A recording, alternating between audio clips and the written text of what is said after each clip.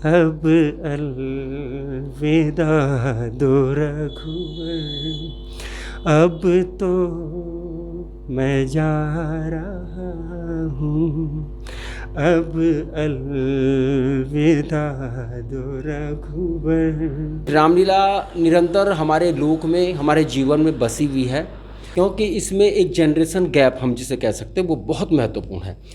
लेकिन जो मेरा बहुत प्रिय संवाद है, शायद आपका भी होगा, बहुत लोगों का है, एक अंगद रावण संवाद मेरा सबसे प्रिय हुआ है। सियारी देख जरा मम और, सियारी देख जरा मम और, सियारी।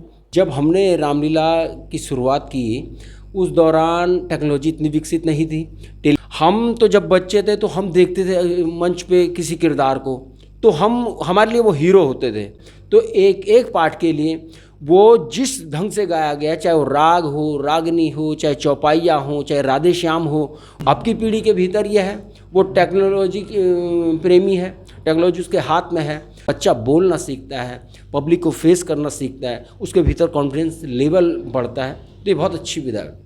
फिर सीता के बाद 3 साल राम का किया, फिर निरंतर उसके बाद अभी तक रावण का किरदार निभाने में सौभाग्य प्राप्त हुआ। कृत का जटाटवी गलजल प्रवाह पावित स्थले गलेभ्य लंबे लंबिताम भुजंग तुंग मालिकाम। लेकिन कभी कभी हमें फील होता है कि हम दर्शकों को सुविधाएं नहीं दे पा रहे हैं।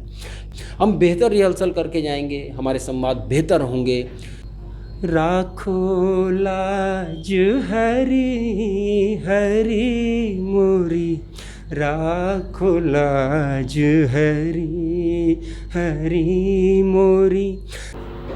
नमस्कार, मैं हूं बद्री नौटियाल, और जैसा मैं आपको निरंतर बताते चला रहा हूं कि हम जो ये आयोजन कर रहे हैं, जो हम एक सीरीज़ निकाल रहे हैं रामलीला को लेकर, तमाम ऐसे कलाकारों से आपको रूबरू करवा रहे हैं जिन लोगों ने रामलीला को न केवल स्थापित किया बल्कि निरंतर इसको आगे बढ़ाते रह रहे हैं। इसी कड़ी में आज हमारे साथ एक ऐसे कलाकार हैं जिनकी पर्दे पर आप लोगों ने कई बार देखा होगा, उनको मंचों पर विभिन्न स्थानों पर रुद्रप्रयाग के आपने देखा होगा, लेकिन आज रूबरू कराने का हमको अवसर मिला है और उनको इन्हीं विषय पर जो है उनसे बातचीत करेंगे कि रामलीला के आयोजन को लेकर जो पहले के लोग थे, जिन लोगों ने बहुत ज़्यादा संघर्ष कर इस रामलीला को आगे बढ़ाया, और उसके बाद इन लोगों ने उस रामलीला की कमान संभाली और आज उस रामलीला के आयोजन को निरंतर आगे बढ़ा रहे हैं। विभिन्न क्षेत्रों में उनका नाम है, तमाम कार्यक्रमों में भी वो लगातार भागीदारी करते हैं, जन सरोकारों से लगातार जुड़े हैं। एक प्रसिद्ध रंगकर्मी के रूप में उन्होंने पहचान स्थापित की है रुद्रप्रयाग में। तो हमारे बीच हैं अशोक चौधरी जी, जो न केवल सामाजिक सरोकारों से जुड़े हैं बल्कि रंगकर्मी के रूप में भी एक विशिष्ट पहचान रखते हैं। तो सर, सबसे पहले आपका स्वागत है। प्रणाम, धन्यवाद आपका। चौधरी साहब, हमने एक जो कार्यक्रम की शुरुआत की है, हमारा मकसद था कि जो रामलीला का जो आयोजन उत्तराखंड में होता है, यहाँ पर जिस तरह से रामलीला को एक नई पहचान लोगों ने दी है, क्योंकि शुरुआत में भी लोगों ने काम किया होगा, लेकिन अब लोगों का उत्साह और अधिक इस रामलीला के प्रति बढ़ रहा है। तो सबसे पहले तो आप इस आयोजन को लेकर थोड़ा सा 2 शब्द बोलेंगे। पहले तो मैं आपका धन्यवाद दूंगा कि रामलीला सरी की विधा का आप दस्तावेजीकरण कर रहे हैं, क्योंकि रामलीलाएँ तो हर जगह होती हैं, लेकिन उस रामलीला की जो एक यात्रा है, आप उस पर उसकी खोज करने की कोशिश, बहुत बहुत धन्यवाद। अब रही रामलीला की बात, तो रामलीला मैं समझता हूँ कि हमारी संस्कृति का एक सबसे समृद्ध एक अंग है कि रामलीला निरंतर हमारे लोक में, हमारे जीवन में बसी हुई है। और हमारे पहाड़ में जैसे पांडव लीला है, दूसरी रामलीला है, ये तमाम विधाएं हैं जो हमने नहीं बनाई, जो एक व्यक्ति ने जिसका निर्माण नहीं किया, क्योंकि संस्कृति का निर्माण एक व्यक्ति तो करता नहीं है, पूरा लोग जब उस चीज़ को जीता है, पूरा एक समूह किसी चीज़ को एक साथ समूह में बात करता है, तो एक संस्कृति बनती है। ऐसे ही रामलीला का भी है, और हमें बड़ी खुशी है कि जो रामलीलाएँ हो रही हैं, हम उसमें एक छोटे मोटे आर्टिस्ट के रूप में कई वर्षों से काम कर रहे हैं। और बाकी तो ये देखा देखी होता है, नए बच्चे आते हैं, यही हमारा भी रहा है। चौधरी साहब, हम लोगों का दौर रहा है, हम लोगों ने जो पुराने एक्टर्स थे उन लोगों से बहुत कुछ सीखा है, और आज की नई पीढ़ी जिस तरह से काम कर रही है, नई पीढ़ी को इस रामलीला के क्षेत्र में बहुत मेहनत की आवश्यकता महसूस होती है। तो आपको क्या लगता है कि जो जिस दौर में आपने शुरुआत की होगी इस रामलीला की, उस दौर में किन किन चुनौतियों का आप लोगों ने सामना किया, या कौन सी ऐसी दिक्कतें हुई हैं उस दौर में जो सबसे आपको वो सीखने का अवसर मिला हो? हाँ, ये सबसे महत्वपूर्ण बात है, क्योंकि इसमें एक जनरेशन गैप हम जिसे कह सकते हैं वो बहुत महत्वपूर्ण है। जब हमने रामलीला की शुरुआत की उस दौरान टेक्नोलॉजी इतनी विकसित नहीं थी, टेलीविज़न वगैरह यहाँ पे नहीं थे, फिल्में ही माध्यम होती थी, एक आध पिक्चर हॉल था उसमें देखते थे, और उसके अतिरिक्त रामलीला का पूरे वर्ष बच्चे, बूढ़े, महिलाएं, युवा सब इंतज़ार करते थे। और जब तालीम होती थी तो सभी वहाँ जाते थे। हम तो जब बच्चे थे तो हम देखते थे मंच पे किसी किरदार को, तो हमारे लिए वो हीरो होते थे, हम उससे प्रभावित होते थे। उस दौर में बहुत बुज़ुर्ग लोग थे, जैसे नंदादत्त जुयाल जी हैं, इनका विराट रूप हमें बड़ा आश्चर्यचकित करता था। फिर जैसे जैसे आगे के पीढ़ियाँ आई, जैसे फिर प्रेम मोहन डोभाल जी आए, तो स्टाइलिश वे में वो अपना रावण का किरदार करते थे, तो हमारे भीतर भी होड़ लगती थी। उस समय बच्चे कंपटीशन करते थे रामलीला में जाने की। ऐसे ही पेड़ों के नीचे या किसी स्कूल में तालीम होती थी, हमारी शुरुआत भी ऐसे ही हुई। अब और तब बहुत गैप है, क्योंकि तब का क्या था कि रामलीला में कि हमारे टाइम तक माइक होता था, एक स्टेज माइक जिसे हम कहते थे, वो सेंटर में रखा होता था और एक हैंगिंग माइक रहता था। आपको मंच में के भीतर कोई भी छूट नहीं थी, आप कुछ भी नहीं, आपको कोई भी पार्ट बोलना है आपको माइक के सामने आना पड़ेगा, तो आपको स्वतंत्रता नहीं थी। आपकी आवाज़ इतनी बुलंद होनी चाहिए कि उस दौर में माइक भी बहुत उच्च क्वालिटी के नहीं होते, बहुत सारी आवाज़ें आती थी, कभी बंद हो जाते थे, तो आपकी आवाज़ इतनी पावरफुल होनी चाहिए थी कि बगैर माइक के भी पीछे बैठे हुए दर्शक को पहुँचे, इतनी। तो हमें उसी हिसाब से बहुत तैयारी करवाई जाती थी। बिमल प्रसाद शुक्ला जी थे, अंशुल प्रसाद नौटियाल जी थे, तो एक एक पार्ट के लिए वो जिस ढंग से गाया गया, चाहे वो राग हो, रागनी हो, चाहे चौपाइया हो, चाहे राधे श्याम हो, उन्हें जब तक हमने पूरा नहीं किया तब तक नहीं होता। आपकी पीढ़ी के भीतर यह है, वो टेक्नोलॉजी प्रेमी है, टेक्नोलॉजी उसके हाथ में है, वो मेहनत नहीं करती है। अगर हम किसी को सिखाएंगे भी तो उसे बड़ा बुरा लगता है कि मुझे सिखा रहे, मुझे सब कुछ आता है। तो यही मेन कारण है न सीखने का। कलाकार तो अब बहुत हैं और हमसे बेहतर कलाकार हैं, क्योंकि हम लोगों ने 10 साल एक निरंतर पाठ को खेलने के बाद जितना सीखा होगा वो आपका बच्चा 1 ही साल में करता है, क्योंकि उसका बहुत खुला हुआ आकाश है, उसके जीवन के बहुत सारे आयाम हैं, उसने फिल्में देखी हैं, नाटक देखी हैं, बड़े बड़े शोज़ वो देख रहे हैं, तो उनके भीतर ही अगर वो थोड़ा प्रैक्टिस करेंगे तो मैं समझता हूँ ये विधा बहुत ही खूबसूरत विधा है। बच्चा बोलना सीखता है, पब्लिक को फेस करना सीखता है, उसके भीतर कॉन्फिडेंस लेवल बढ़ता है, तो ये बहुत अच्छी विधा है। चौधरी साहब, 1985 के दौर से आपने रामलीलाओं में प्रतिभाग शुरू किया, तो जब आपने इस क्षेत्र में प्रवेश किया होगा तो कहाँ से आपने शुरुआत की, कौन सा एक्टर्स आपने वहाँ से कहाँ से शुरुआत की आपने? एक्चुअल जब मैंने देखा तो ऐसे ही हम तालीम देखने गए, तो मुझे पता नहीं था कि मुझे पकड़ के वहाँ पाठ खिलाया जाएगा। मैं वैसे ही चला गया रात को, तो वहाँ पे किन्हीं बुजुर्गों ने देखा, सिलेक्शन लगभग हो चुके थे, और सीता की सहेली वगैरह के सिलेक्शन नहीं हुए थे, अहिल्या कोई नहीं मिल के, छोटे छोटे पार्ट होते हैं। तो उन्होंने मुझे बुलाया अंदर, बोला ये पार्ट बोल।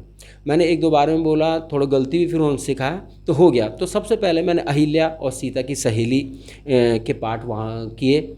अगले साल उसके लगातार तब 3 साल सीता का भी किरदार किया, फिर सीता के बाद 3 साल राम का किया, फिर राम के बाद तुरंत मैं वो राक्षसी सेना में शामिल हो गया और मेघनाथ का 3 साल किया। उसके बाद निरंतर, उसके बाद अभी तक रावण का किरदार निभाने में मुझे सौभाग्य प्राप्त हुआ। राम का पक्ष जो होता है, एक रामलीला में जो हमने देखा, पक्ष और विपक्ष की बात होती है, एक रामादल होता है, एक राक्षसी पक्ष होता है।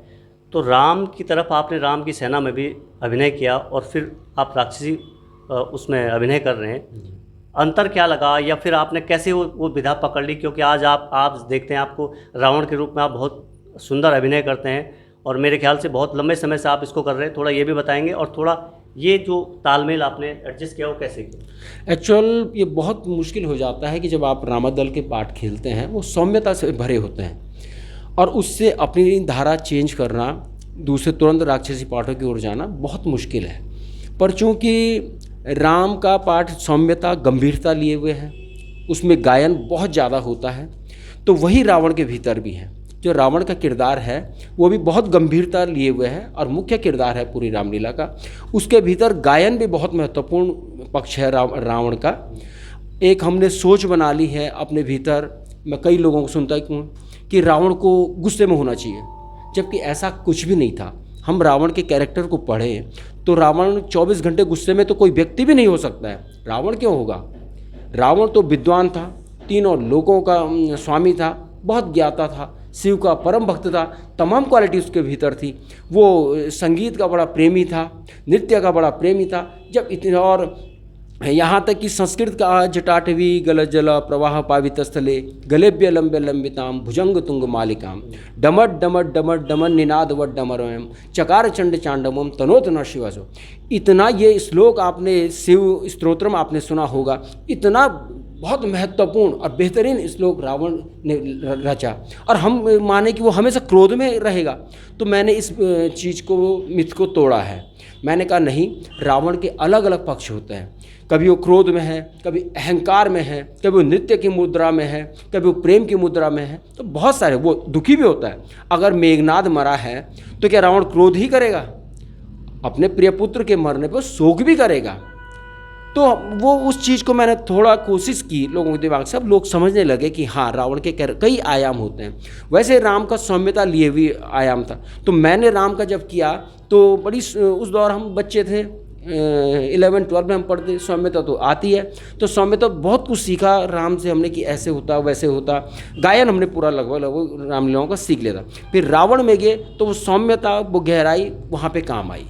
और क्रोध तो वो पार्टों में होता है, हर पार्ट में अलग अलग, तो निकल ही आता। 26-27 साल आपने रावण का अभिनय करते आपको हो गए हैं लगभग। तो इस दौरान आपको कभी ऐसा लगा कि कभी आपसे मंच पर जो है कोई ऐसा हो गया है, ऐसा अभिनय हो गया कि आपको लगा कि हाँ मैंने ठीक नहीं किया, या फिर आपको सीखने की आवश्यकता महसूस हुई? ये जब मैंने पहली बार किया था ये कंडीशन तब थी, और जब मैं प्रेजेंट में भी करता हूँ ये कंडीशन तब भी है।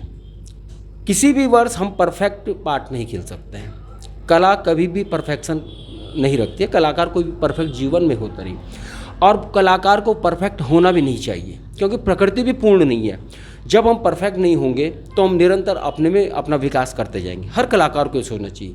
तो हम हर वर्ष अच्छा करने की कोशिश करते हैं। जब रामलीला में जाते हैं हम सोचते हैं पिछली बार से अलग करना है, लेकिन जब रामलीला करने के बाद आते हैं बोलते हैं यार अच्छा हुआ नहीं, अगली बार अच्छा करें। तो ये यात्रा है यार, इसे निरंतर चलता रहना चाहिए। और हमेशा ही होता है कि हम उतना नहीं कर पाते जितनी पब्लिक सोचती है या हम सोचते हैं, हमेशा चलता है। रामलीला में हम देख रहे हैं कि धुनों का भी बहुत अब जो है इधर उधर का होने लग गया। जैसे किसी और स्थान की धुन हम ले रहे हैं, या फिर हमारी धुन कोई और ले रहा है।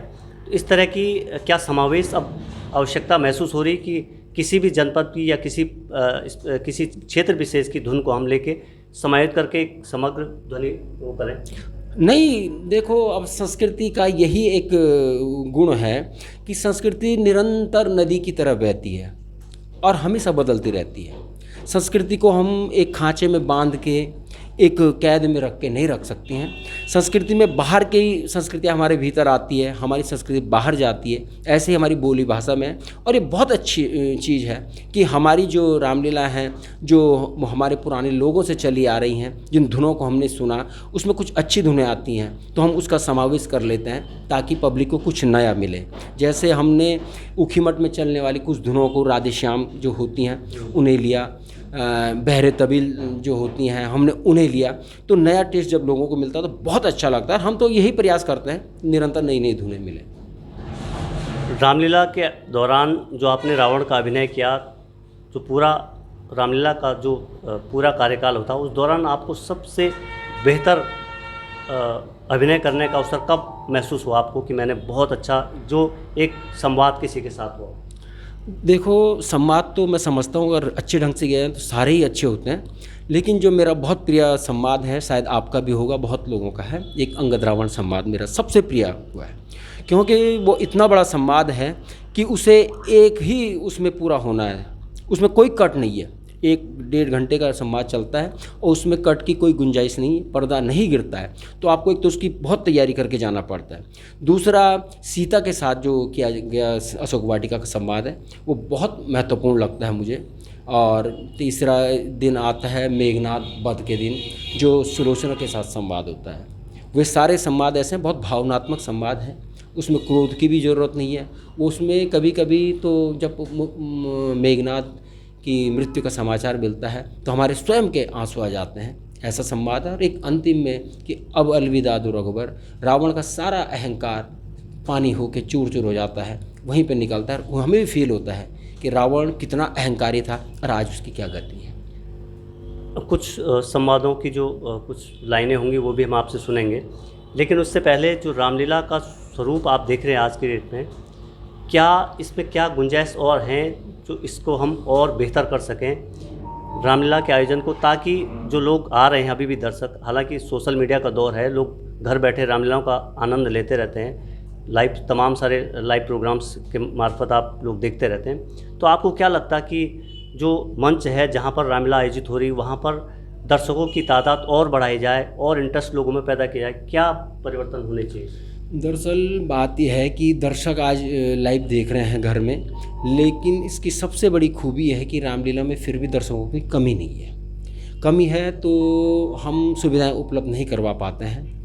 अब जैसे हमारी अपर बाज़ार की रामलीला है तो धीरे धीरे जगह संकुचित हो गई, फिर भी प्रयास करते हैं सारे लोग और बहुत बेहतर, क्योंकि पूरा मोहल्ला है, चाहे महिलाएं हैं चाहे कलाकार, सारे उसको करते हैं और लोग बहुत मात्रा में आते हैं। लेकिन कभी कभी हमें फील होता है कि हम दर्शकों को सुविधाएं नहीं दे पा रहे हैं, तो दर्शक कैसे आएगा। श्री रामलीला यहाँ नए बस अड्डे पे होती है, वहाँ पे पर्याप्त जगह है, बहुत जगह है, कलाकार भी बहुत दूर दूर से हैं, लेकिन कमी वही लगती है कि हम थोड़ा बेहतर रिहर्सल करके मंच में नहीं जा रहे हैं। हम बेहतर रिहर्सल करके जाएंगे, हमारे संवाद बेहतर होंगे, हमारी रामलीला अच्छी होगी तो लोग स्वतः ही आएंगे। देखते हैं, लोगों का इंटरेस्ट है। दूसरा एक जो पक्ष देखा मैंने कि हमारे यहाँ एक अभिजात्य वर्ग पैदा हो गया है, जिसे पैसे वाले लोग हम कह सकते हैं, तो वो अपने बच्चों को रामलीला में भेजने में सोचता है कि ये तो रामलीला करने वाले लोग तो कुछ भी नहीं होते हैं, ये नकारा होते हैं, इनका कोई काम ही नहीं है, तब ये रामलीला करते, हमारे बच्चे यहाँ नहीं जाएंगे, हमारी ये स्टैंडर्ड का नहीं है। तो ये थोड़ा गलत है। सबको आना चाहिए रामलीला में, जाना ना आना किसी का स्टैंडर्ड की बात नहीं है। वो तो बच्चे का एक व्यक्तित्व में निखार आएगा, आपके कोई भी हो वो। फिर भी इसके बावजूद भी बहुत सारे बच्चे हैं, बहुत सारे लड़के हैं, यहाँ तक कि लड़कियाँ हैं।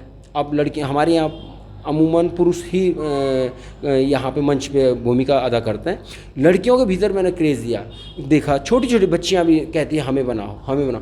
तो अब मैं एक नई पीढ़ी में एक हल्का सा उत्साह देख रहा हूँ, क्योंकि अभी वो बंदर बने हैं, बंदर सभी, हम भी बंदर ही बने थे, तो उसके बाद धीरे धीरे पात्र के रूप में मंच पे आएंगे।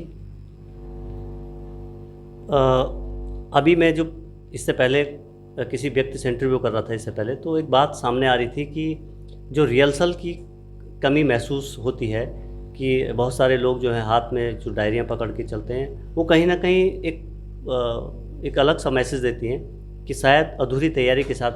क्या आप क्या कहेंगे कि क्या रिहर्सल की और ज़्यादा आवश्यकता होनी चाहिए रामलीला में? रिहर्सल की बहुत ज़्यादा आवश्यकता है, और ही नहीं बहुत। दूसरा, कलाकार, मैं अभी कहा ना मैंने कि कई बार समस्या हो जाती है कि मंच पे अभी पात्र की ज़रूरत है और पात्र है ही नहीं, तो पात्र है ही नहीं, तब किसी को भी पकड़ के कहा जाता है कि भाई ये आप बन जाओ। तो जब वो बनेगा तो हाथ में डायरी रखेगा, उसने पढ़ा नहीं है, उसने रिहर्सल नहीं की। तो ये है कि चाहे छोटा सा भी किसी का रोल हो, उसमें आदमी को परफेक्ट बना के भेजा जाए मंच पे, और तो उसके बाद जब आदमी को पार्ट याद हो जाएंगे तो उसकी कला में भी अपने आप ही बहुत ज़्यादा निखार आ जाता है। कहीं ना कहीं तैयारी को और बेहतर करने की आवश्यकता है। जो रामलीलाएँ हैं उससे पहले, आयोजन से पहले एक बार सारे समग्र जो टीम होती है उसको पूरी प्लानिंग तैयार करनी होगी और अच्छा रिहर्सल के साथ। बिल्कुल, बहुत ज़्यादा तैयारी की ज़रूरत है, बच्चों को समझाने की ज़रूरत है, और जो बच्चों के भीतर ये है कि मैं जानता हूँ, मुझे सिखा रहे हैं, उसको प्रेम से और प्यार से समझाना पड़ेगा कि बेटे आप यहाँ पे कमज़ोर हो, ये ऐसा नहीं होता। क्योंकि आज की गई प्रैक्टिस हमारी 50 साल बाद भी हमारे काम आएगी, और अगर हम नहीं सीखेंगे तो हम गलत को ही सही समझेंगे और आगे भी उसी का प्रदर्शन करेंगे, इसका हमारी कला पे प्रभाव पड़ेगा। एक अंतिम सवाल है, नए बच्चों के लिए आपका क्या संदेश रहेगा कि जो बहुत छोटे हैं और इस क्षेत्र में आना चाहते हैं, तो आप क्या चाहेंगे उनको? बस मेरा यही उनको सुझाव है कि जैसे अब पढ़ाई पे ज़्यादा ध्यान बच्चों का है, तो वे अपनी पढ़ाई करें, खूब पढ़ाई करें, और अपने व्यक्तित्व के विकास के लिए रामलीला हो गया या अन्य मंच हो गए, इन पे आएँ। अगर वे रामलीला के मंच पे आते हैं तो निसंदेह समझ लीजिएगा कि वे बहुत अच्छे कलाकार बनते हैं और उनका आत्मविश्वास 100 गुना हो जाएगा। रामलीला से गायन सीखेंगे, रामलीला से वो पब्लिक को फेस करना सीखेंगे, रामलीला से वो एक्टिंग करना सीखेंगे, और उसके बाद जब अपने जीवन के क्षेत्र में आगे उतरेंगे तो वो पीछे की गई तैयारियाँ आगे काम आती हैं। आप देखो फिल्म हमारे बॉलीवुड में जितने भी बड़े बड़े कलाकार हैं, उनका कभी इंटरव्यू सुनना, वे बताएंगे कि हम गांव की रामलीलाओं में कभी बंदर बनते थे, कभी हम राक्षस बनते थे। सबकी एक ही कहानी है, और गांव से निकला हुआ जितने भी कलाकार हैं आज, चाहे वो मनोज बाजपेयी हो, चाहे राजपाल यादव हो, जो टॉप के कलाकार हैं, वे सब रामलीला के मन से निकले हैं। निर्मल पांडे हमारे उत्तराखंड के बहुत बड़े कलाकार हुए, उनके इंटरव्यू आपने पहले सुने होंगे, आज तो दुनिया में रहे नहीं। वो इस रामलीला की बात करते थे कि अल्मोड़ा की रामलीला से मैं निकला हूँ। तो इतनी बड़ी विधा है ये रामलीला। चौधरी साहब, अंत में आपसे ये जानना चाहेंगे, जहाँ से आपने शुरुआत की, पहले कुछ लाइनें वहाँ से, और रावण के पद, तो कुछ जो है लाइनें आपसे सुनना चाहेंगे। पहले राम के रूप में हो जाए, अगर कोई याद है, नहीं है तो फिर रावण तो हम लेंगे। अब राम का तो अब बहुत वर्ष हो गया मुझे। एक बहुत अच्छा पाठ है सीता स्वयंवर के। राम जब प्रतिज्ञा करते हैं तो राम मनुष्य रूप में थे वे भगवान, लेकिन वे तो उन्हें भी डर लगा कि मैं ये धनुष उठा पाऊँगा कि नहीं उठा पाऊँगा। आप व्यक्ति की स्थिति देखिए, हमारे लिए भगवान है, लेकिन जब नर रूप में है तो उनके भीतर एक भय है। जैसे हमारे भीतर भय होता रामलीला के मंच पहले दिन जाने का, वही भय है। गुरुजी कहते हैं कि बेटे ये धनुष तुम्हें उठाना है।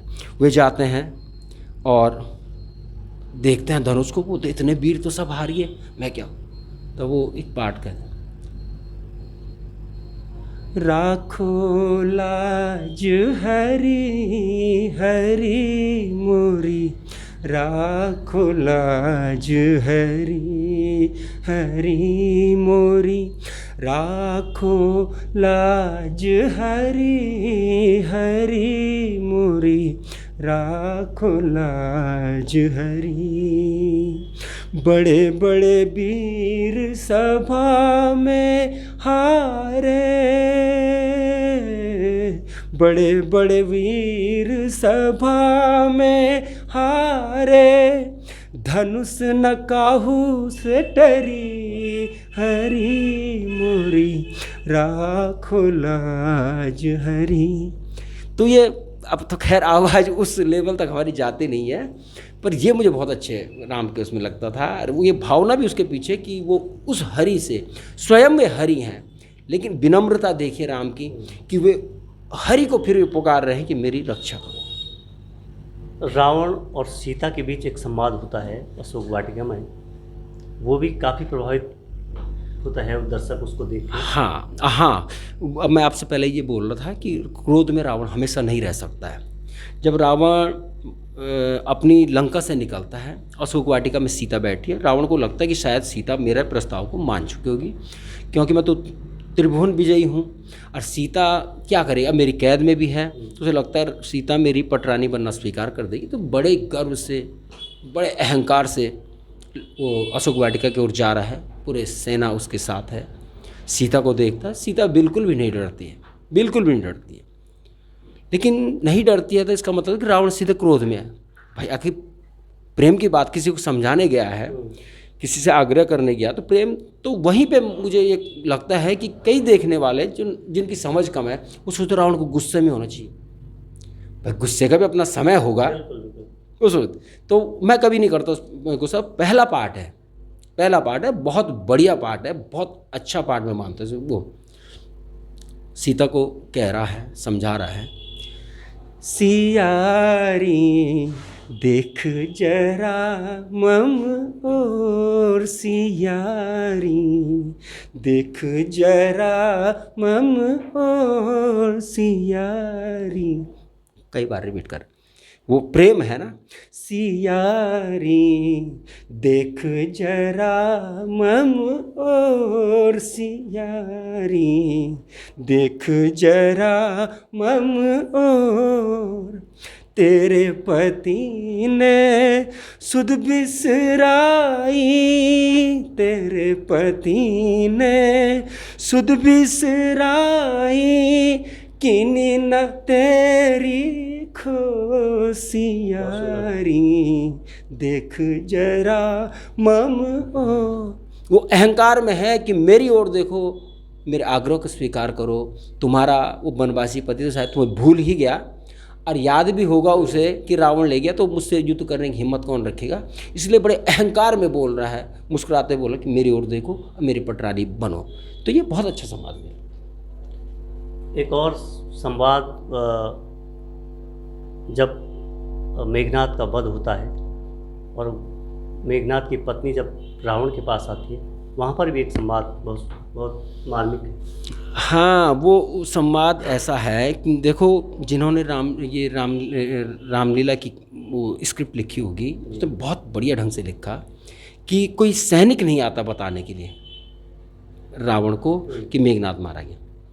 सुलोचना का प्रवेश होता है और सुलोचना का प्रवेश बहुत रोती हुई हालत में होता, बड़ी दुखी होती, पति मर गया, सिंदूर बिखर गया उसका। तो रावण देख के उसके भीतर के भाव बड़े मिश्रित भाव थे, बोले दुख का भाव, विस्मय का भाव, डर का भाव। ये ऐसा क्यों है? ये सारे भाव आपके चेहरे पे, मंच पे आने चाहिए। मैं फिर वो कहूँगा कि केवल क्रोध ही नहीं। अब वो कोई कहता है कि हमने अलाना किया, 20 कुर्सी तोड़ दी, 25, कई लोग ऐसी डिंगे मारते हैं। तो ये बहुत स्तरहीन बात है, मैं समझता हूँ, ऐसा नहीं करना चाहिए। तो लोग अपेक्षा करते हैं कि अब सुलोचना आ गई रोते हुए, अब रावण क्रोध करेगा। क्यों क्रोध करेगा? वो विस्मय से उसका चेहरा भरेगा, वो थोड़ा घबराएगा भी, वो डरेगा कि अब शकुन तो नहीं हो गया, हर कोई करता। तो वो देख लेता है। वो एक सुलोचना बताती है कि आपका पुत्र गए, वो पूछता है कि पुत्री है क्या हालत में। तो उसमें एक बहुत बढ़िया एक वो है विलाप है रावण का। तो वो बहुत महत्वपूर्ण पार्ट है वो विलाप, कि रावण रोता भी है, रावण पुत्र के मन में दुखी भी होता है। तो वो मुझे पूरा याद तो नहीं, पर हासुत संतति आज्ञाकारी, हासुत संतति आज्ञाकारी, कहाँ गए मम वीर सुरारी, कहाँ गए मम वीर सुरारी। शुक्र आदि जी ते सब देवा, शुक्र आदि जी ते सब देवा, सुर नर नाग करत सब सेवा। तो ये बड़ा दुख का पाठ है। वो देख, जिसने शुक्र को जीत दिया, सभी देवताओं को जीत दिया, सारे जिसकी वंदना करते थे, वो आज मर गया। तो इसमें दुख के भाव आने चाहिए। तो मैं कोशिश करता हूँ इतना कुछ हो पाए मुझसे। तो रावण के रूप में और कोई सुंदर सा जो आपको, और कोई चौपाई हो, कोई राधेश्याम हो जो आपका फेवरेट हो? मुझे वो जैसे मारीच के साथ का वो रावण की धूर्तता को दिखाता है। रावण धूर्त भी था, फिर षड्यंत्रकारी भी था। तो आपके भीतर पूरे भाव होने चाहिए उस समय। तो रावण उससे मारीच से बोल रहा है, और फिर वही बात फिर आएगी क्रोध। रावण आता है, मारीच को डराता वगैरह है, लेकिन जब बीच की अपनी बातें कहेगा, अपने साजिशें बताएगा, तो तब तो प्रेम से समझाएगा ना।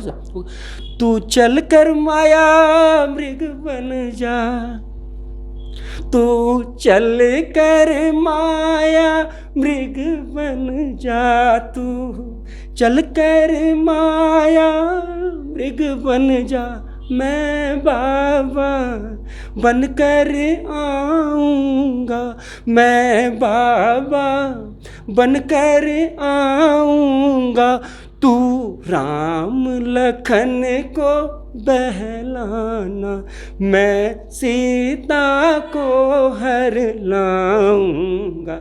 ये धूर्तता थी। तो धूर्तता में धूर्तता जैसा ही अभिनय होना चाहिए, मुस्कुराते हुए, हंसते हुए, किसी को फुसलाते हुए, तो ये सारी चीज़ें।